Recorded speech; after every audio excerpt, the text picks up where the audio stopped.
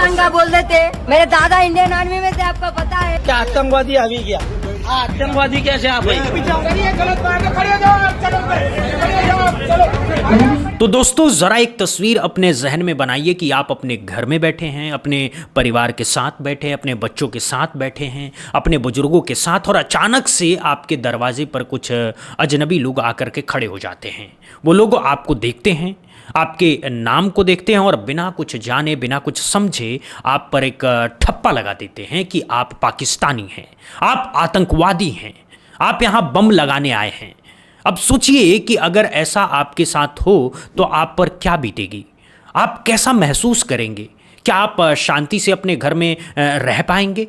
और जब आप ये जानेंगे कि जिस आदमी पर ये ठप्पा लगाया जा रहा है उसके दादा भारतीय सेना में सूबेदार रहे हैं, जिन्होंने अपनी जवानी इस देश की सीमा पर लगा दी, इस देश की मिट्टी की रक्षा में अपना खून पसीना बहा दिया, तब आप क्या सोचेंगे?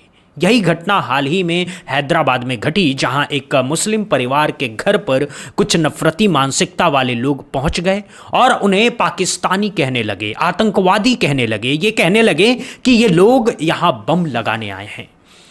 अब उस परिवार की बेटी ने जो जवाब दिया है वो जवाब आज पूरे देश के लिए एक मिसाल बन गया है। एक मिनट वीडियो ले, आप कैसा बोलते हैं? नहीं, आपको क्या प्रूफ है? आप पाकिस्तान है, वही आप है तो पाकिस्तान का बोल देते। मेरे दादा इंडियन आर्मी में थे, आपको पता है, सूबेदार थे वो। ये लोग बोल रहे हैं कि हम पाकिस्तानी इधर बम लगाने को है, बिकॉज ये जो घर है वो पुलिस स्टेशन का है। हाँ, ये मुसलमानों का है, पाकिस्तानी है बिकॉज ऑफ वो मुसलमान। पाकिस्तानी बोल रहा मेरे को, वो जा रहा सो वो वाला पाकिस्तानी नहीं बोल रहा। I am Indian, I am Indian. Police कुछ नहीं कर रही, पुलिस कुछ नहीं कर रही। पुलिस के सामने, पूरे अपार्टमेंट के सामने, पूरी बिल्डिंग के सामने उस लड़की ने इतनी हिम्मत से बात की कि बाद में पुलिस को ही उन नफरती लोगों को वहां से हटाना पड़ा। और जो पुलिस वाले शुरू में थोड़ा ढीला नजर आ रहे थे, उन्हें भी आखिर में सख्ती से कार्रवाई करनी पड़ी। अब ये घटना अकेली नहीं है, ये पूरे देश का माहौल बता रही है कि किस तरह से कुछ लोगों के दिमाग में नफरत का जहर इस कदर भर दिया गया है कि वो किसी को भी देख करके बिना जाने बिना समझे उस पर ठप्पा लगा देते हैं। और सोचिए कि जिस देश के लिए इस परिवार के बुजुर्ग ने अपना जीवन समर्पित कर दिया, उसी देश में उनकी बेटी को आज ये साबित करना पड़ रहा है कि वो हिंदुस्तानी है। ये कितने शर्म की बात है, कितने अफसोस की बात है। ठीक ऐसे ही एक और घटना गुजरात के मोडासा में हुई, जहां एक मुस्लिम युवक एक डॉक्टर के पास इलाज कराने पहुंचा। अब डॉक्टर का काम क्या होता है? मरीज की बीमारी देखना, उसका इलाज करना, उसे ठीक करना। डॉक्टर के लिए हर मरीज बराबर होता है, चाहे वो किसी भी धर्म का हो, किसी भी जाति का हो, किसी भी पंथ का हो। विश्व भर में डॉक्टरी पेशे में एक शपथ ली जाती है जिसे हिपोक्रेटिक ओथ कहते हैं, जिसमें साफ लिखा होता है कि डॉक्टर हर मरीज के साथ बराबर का व्यवहार करेगा, बिना किसी भेदभाव के। लेकिन मोडासा में एक डॉक्टर के अस्पताल में जो हुआ वो सुनकर के हर इंसान का सिर शर्म से झुक जाएगा। अब उस मरीज ने अपनी फाइल जमा की और उसका मुस्लिम नाम देख करके वहां के स्टाफ ने उसे आतंकवादी कह दिया। कल चलावे छे, फाइलમાં નામ આપી મુસ્લિમ નામ જોઈને કહે છે કે આતંકવાદી આવી ગયા। આતંકવાદી કહે છે આ ભાઈ, બરાબર? ડોક્ટર વિનય ગાંધીનું હોસ્પિટલ છે, બરાબર? આ હોસ્પિટલ છે, અહીંયા મીડિયા આવે જ છે, મીડિયા આવે રસ્તામાં જ છે, બોલાવી જ છે। આ હોસ્પિટલ છે અને આ ભાઈ બધા દર્દી જોડે રોજ આરામ માપ નહીં, તમે બોલે કેમ આતંકવાદી શબ્દ? માફ કરું છું, માફ તમે કેમ ફાઇલમાં નામ જોઈને બોલવું પડે તમારે? ખોટી વાત છે તમારું। अब आप सोचिए कि एक बीमार आदमी जो अपनी तकलीफ लेकर के इलाज के लिए पहुंचा है, उसके साथ ऐसा बर्ताव, क्या ये डॉक्टरी पेशे की गरिमा के अनुकूल है? क्या ये उस शपथ का सम्मान है जो डॉक्टर लेते हैं? और जब इस युवक ने इस बात की शिकायत मुख्य डॉक्टर से की तो उसका जवाब और भी ज़्यादा अपमानजनक था कि जिसे बुलाना है बुला लो, मीडिया को भी बुला लो, हमें कोई फ़र्क नहीं पड़ता। ये कैसी असंवेदनशीलता है, ये कैसा घमंड है कि एक बीमार आदमी की शिकायत भी सुनने को तैयार नहीं है। अब इसके बाद उस युवक ने सोशल मीडिया पर इस पूरी घटना को बताया और देखते ही देखते ये बात पूरे देश में फैल गई। लोगों ने सवाल उठाए, मानवाधिकार संगठनों ने आवाज बुलंद की और एक बार फिर से बहस छिड़ गई कि क्या हमारे देश में अब हर पेशे में इस तरह का भेदभाव घुस चुका है? क्या स्कूलों में, क्या अस्पतालों में, क्या सरकारी दफ्तरों में, हर जगह आज हर एक मुसलमान को अलग नजर से देखा जाता है? उस पर सवाल उठाए जाते हैं, उसकी राष्ट्रभक्ति पर शक किया जाता है। और यह बहुत बड़ा सवाल है क्योंकि हमारा संविधान सबको बराबरी का अधिकार देता है। हमारा संविधान साफ कहता है कि कोई भी भेदभाव धर्म, जाति, पंथ, नस्ल के आधार पर नहीं किया जा सकता है, लेकिन जमीन पर हालात इसके बिल्कुल उलट हैं। अब बात करते हैं एक और बहुत महत्वपूर्ण घटना की जो राजस्थान के टोंक से सामने आई है, जहां एक राजनीतिक पार्टी का प्रबुद्ध जन सम्मेलन चल रहा था और वहां अचानक एक आदमी मंच पर पहुंच गया। उसके हाथ में कुछ कागजात थे और वो भ्रष्टाचार के मामले उठा रहा था। वो कह रहा था कि उसके गांव में ही, उसके इलाके में ही जो भ्रष्टाचार हो रहे हैं उस पर कार्रवाई क्यों नहीं हो रही है। उसने मंच पर पहुंच करके कहा कि देखिए, मेरा पूरा गांव सत्ताधारी पार्टी को वोट देता है, फिर भी हमारी सुनवाई नहीं हो रही है। ये गलत बात है।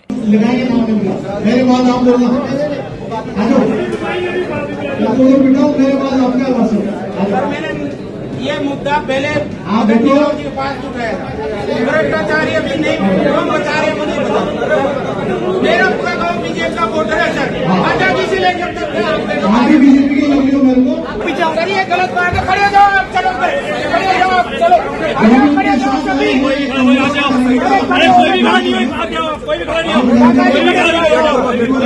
इस बात पर वहां मौजूद कार्यकर्ताओं ने उसे रोकने की कोशिश की, उसके हाथ से कागज छीनने की कोशिश की, उसे धक्के देकर के बाहर निकालने की कोशिश की गई और वहां पर एक बहुत बड़ा हंगामा हो गया। अब यह घटना बताती है कि अगर कोई आम नागरिक अपनी आवाज उठाने का साहस करे, अगर कोई किसान या मजदूर भ्रष्टाचार के खिलाफ खड़ा हो, तो उसे चुप कराने की पूरी कोशिश की जाती है। क्या यही लोकतंत्र है? क्या यही जनता की सरकार है, जहां जनता को ही अपनी बात कहने का मौका नहीं दिया जाता है? यह सवाल बहुत बड़ा है दोस्तों, और इसका जवाब हम सबको खोजना है।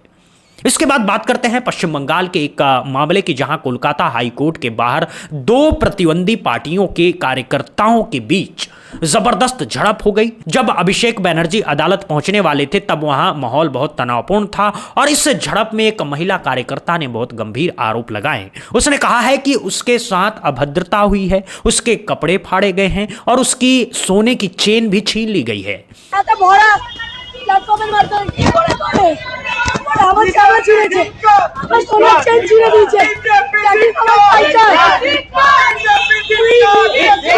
अब ये आरोप बहुत गंभीर है क्योंकि किसी भी राजनीतिक झड़प में महिलाओं के साथ इस तरह का व्यवहार पूरी तरह से अस्वीकार है।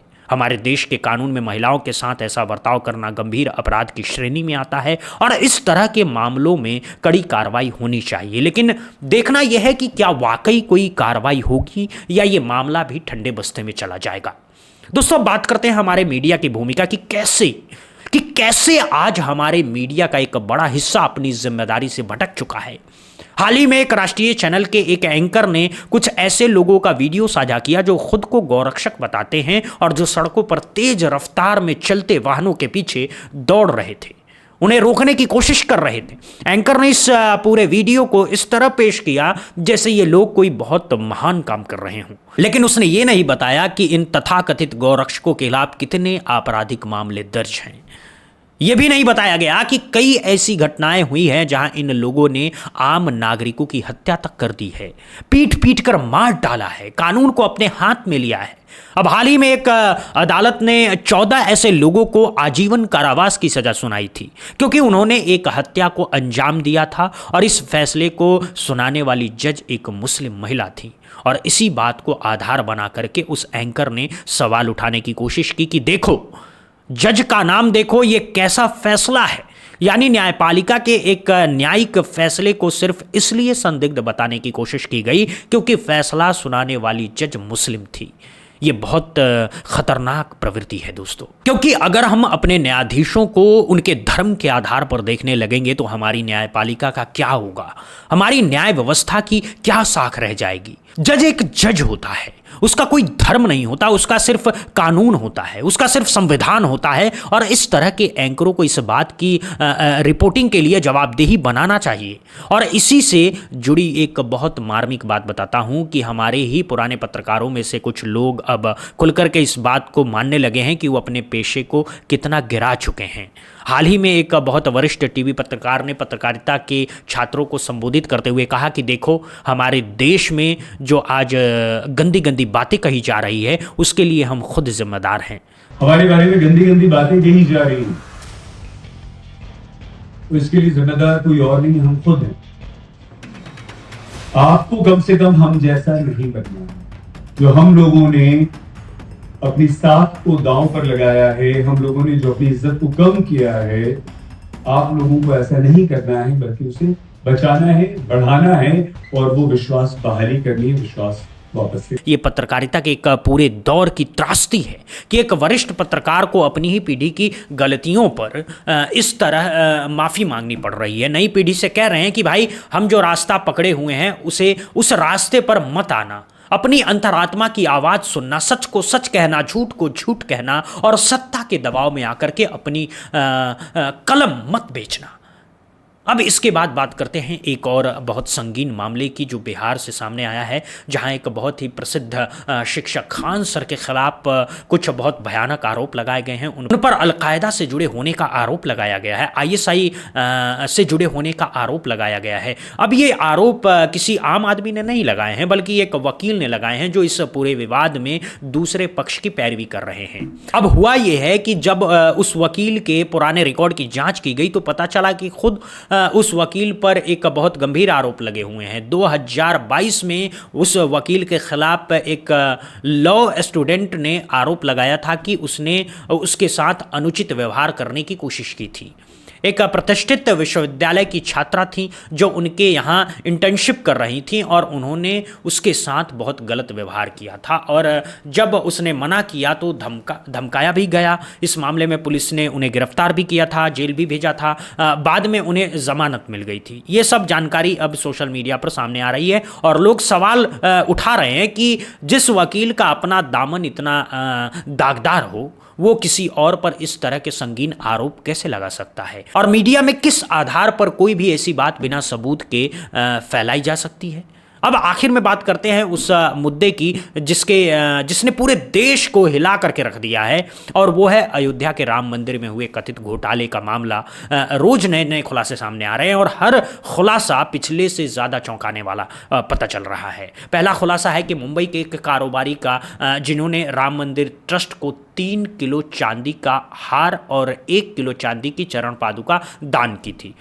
ट्रस्ट के अधिकारी ने उन्हें कहा था कि पहले चांदी की शुद्धता की जांच करेंगे, फिर इसे भगवान को पहनाएंगे, फिर इसकी तस्वीर खींच करके आपको रसीद भेजेंगे। लेकिन आज तक उस कारोबारी को न तो कोई तस्वीर मिली, ना ही कोई रसीद, और सबसे बड़ी बात कि उनका दिया हुआ हार और चरण पादुका भगवान को पहनाई गई या नहीं, इसका कोई भी अता पता नहीं है।